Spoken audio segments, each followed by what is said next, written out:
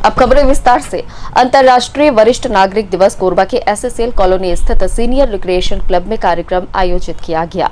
इस अवसर पर कोल इंडिया पेंशनर्स संगठन और विभिन्न क्षेत्रों के वरिष्ठ नागरिक शामिल हुए। कवियों ने यहां रचना पाठ किया। राजस्व आपदा प्रबंधन मंत्री जैसे अग्रवाल ने वरिष्ठ नागरिकों का सम्मान करने के साथ उनके लिए भवन बनाने 20 लाख रुपए के अनुदान की घोषणा भी की। कोल इंडिया पेंशनर एसोसिएशन के द्वारा अंतर्राष्ट्रीय वरिष्ठ नागरिक दिवस पर कोरबा के रिक्रिएशन क्लब में कार्यक्रम का आयोजन सोमवार को किया गया। परंपरागत रूप से कार्यक्रम की शुरुआत की गई। संघ के पदाधिकारियों ने इस अवसर पर अपनी बात रखी। वहीं कार्यक्रम के मंच पर मुख्य अतिथि वरिष्ठ पत्रकार कमलेश यादव, पेंशनर्स एसोसिएशन के संरक्षक बलदेव सिंह, अध्यक्ष सुबोध श्रीवास्तव, यूनुस दनियालपुरी उपस्थित थे। कुछ अपने कारण, कुछ अपने भाग्यवश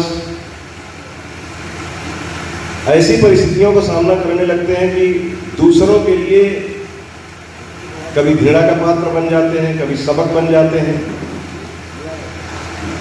घृणा का पात्र मैं इसलिए कहता हूं कि कई बार लोग बोलते हैं ना, सटिया गए हैं। अब मैं भी उस उम्र में आ गया हूं। कुछ भी बोलिए, किसी को बच्चे भी कहते हैं बुजुर्ग हो गए या कुछ भी बोल रहे हैं, तो ऐसे ही नहीं बोलते। कुछ बातें भी हम ऐसी करते हैं। जैसे हमारी आदत होती है, किसी पद पे रहे या व्यापार कर रहे हैं, तो जब हम क्रियाशील होते हैं तो हमारे घर में खूब चलती है, ऑफिस में चलती है। रिटायरमेंट के बाद ये स्थिति हो जाती है कि हुक्म देने की आदत हमारी जाती नहीं और लोग हमें सुनने को तैयार नहीं होते। तो जो कुछ हम उनसे कहते हैं, बात सही कहते हैं, लेकिन उनको लगता है सटिया गए, क्योंकि उनका मन तो मान लेता है कि अब ये पृथक हो चुके हैं अपने मूल काम से, लेकिन हमारा मन नहीं मानता। तो उनके लिए हम घृणा का पात्र बन जाते हैं, लेकिन दूसरों के लिए वो सबक भी है। कोरबा के साहित्यकारों के द्वारा इस अवसर पर काव्य पाठ किया गया। तेरी नदियां उछलती मचलती राहों में बल खाए, राहों में बल खाए। जला कर पीक डोरी तेरी भला क्या काम लाओगी, मेरे छोटे से दिल का हाल तुम क्या जान पाओगे। पहला समांतर तो यह है कि मेरी धर्म पत्नी ने मुझे कविता लिखना सिखाया। अब 2 बच्चे के बाद वो मेरी कविता नहीं सुनती है। जैसे कि आम जनता वोट देकर सरकार चुनती है और सरकार बन जाने के बाद वो जनता की नहीं सुनती है। रोजी रोटी कैसे चलेगा बिन समय के सहारा, रोजी रोटी कैसे चलेगा बिन समय के सहारा। समझ रहा हर एक बात इसलिए ही हंस दिए, समझ रहा हर एक बात इसलिए ही हंस दिए। कहा सुनी खत्म हुई कभी नहीं रुलाएगा। एक आग सी लगी, एक आग सी लगी है दिले बेकरार में, लगता है जान जाएगी इंतजार में। अंतर्राष्ट्रीय वरिष्ठ नागरिक दिवस के अवसर पर प्रदेश के राजस्व और आपदा प्रबंधन मामलों के मंत्री जैसे अग्रवाल विशेष रूप से आमंत्रित थे।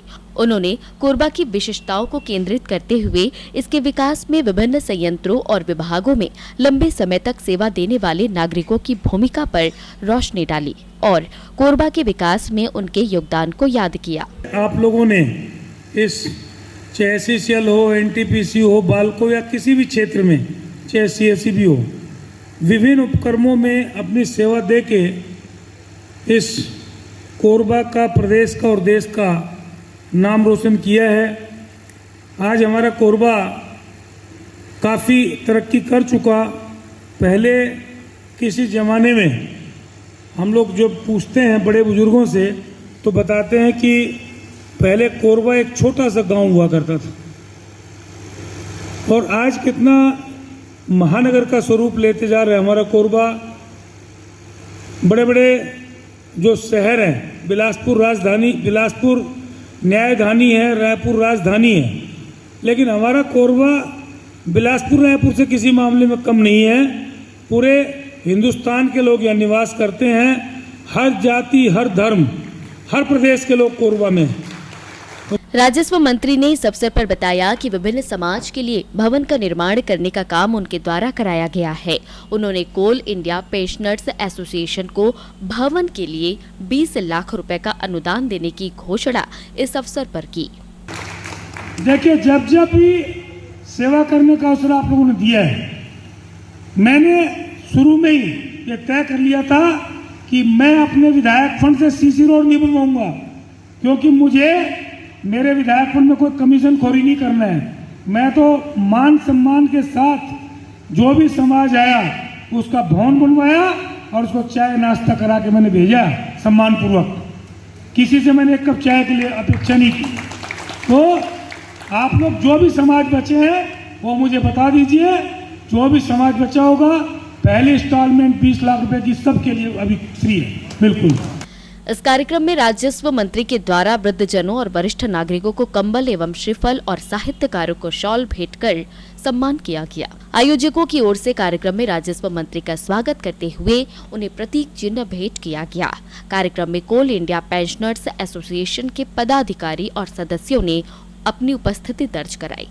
कोरबा से इमानुएल तांडे के साथ तरुण मिश्रा की रिपोर्ट।